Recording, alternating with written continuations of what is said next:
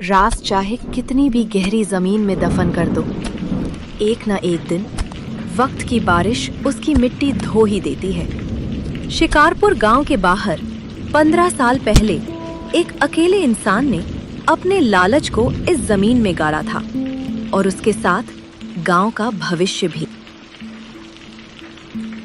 कोई नहीं जान पाएगा।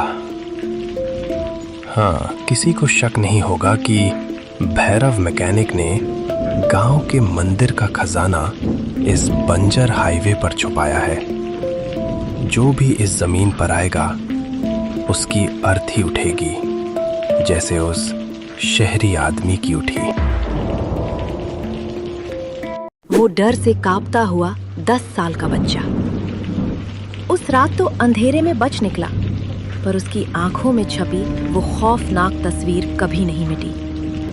वक्त की आग ने उसके आंसुओं को सुखा दिया था। आज ठीक 15 साल बाद उस कच्ची उम्र का डर एक फौलादी इरादा बन चुका था। अपने पिता की मौत का हिसाब लेने और उनका अधूरा काम पूरा करने वही छोटा करण आज लौट आया था।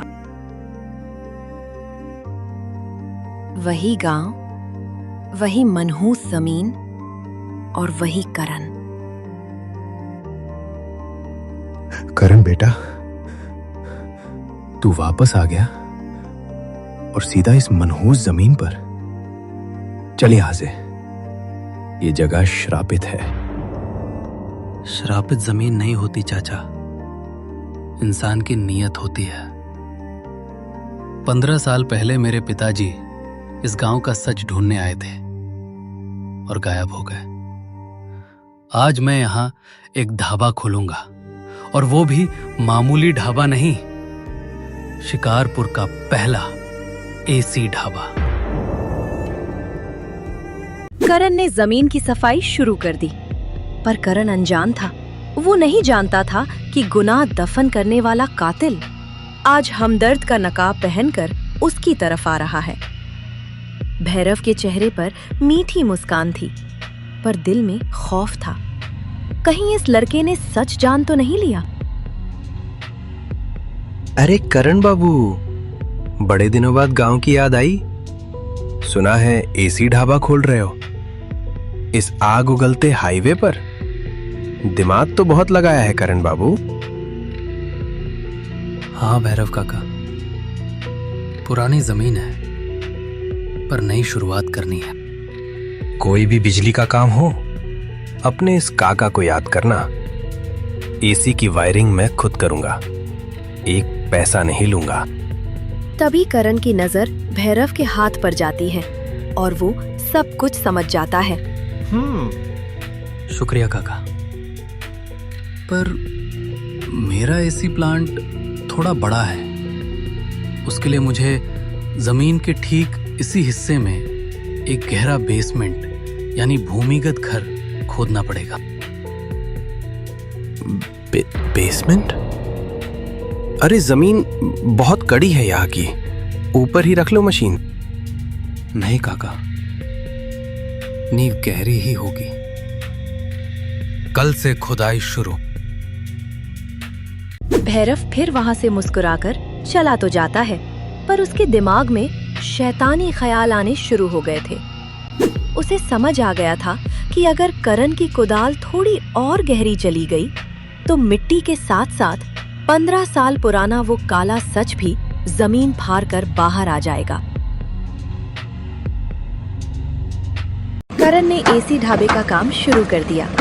उसने उसी जगह पर एक मजबूत बेसमेंट कमरा बना लिया और उधर भैरव अपनी अंधेरी वर्कशॉप में अकेला है, घबराते हुए इधर उधर टहल रहा है। अगर उसने और गहरी खुदाई की तो पर्दाफाश हो जाएगा। भैरव, तूने उसके बाप को इसीलिए थोड़े ही मारा था कि ये लड़का आकर तेरी मेहनत पर एसी लगा दे। मुझे उस मशीन को उड़ाना होगा। जो बुराई अकेले जन्म लेती है वो सबसे खतरनाक होती है, क्योंकि उसके खिलाफ कोई गवाह नहीं होता। भैरव की नींद उड़ चुकी थी। उसका लालच उसे एक और गुनाह करने की तरफ धकेल रहा था। आखिर वो दिन आ ही गया जिसका सबको इंतजार था। गांव वालों की भारी भीड़ के सामने धूल और गर्मी के बीच शिकारपुर का पहला एसी ढाबा खड़ा था। करण ने मुस्कुराते हुए लाल रिबन काटा और दरवाजे खोल दिए। जैसे ही लोगों ने अंदर कदम रखा, उन्हें आग बरसाती धूप के बाद बर्फ जैसी ठंडक मिली। सबके चेहरों पर थकान की जगह अब एक सुकून भरी खुशी थी। भाई साहब, क्या ठंडक है। आज के बाद मेरी हर गाड़ी यहीं रुकेगी। करण ने इस ढाबे में शहर से लाकर एक विशाल सेंट्रल एसी सिस्टम इंस्टॉल किया था। इस सिस्टम की ठंडी हवा तो ऊपर ढाबे को बिल्कुल शिमला बना रही थी, पर गांव वाले अनजान थे कि ढाबे के ठीक नीचे एक गहरा तहखाना भी है। उस तहखाने में इसी सेंट्रल एसी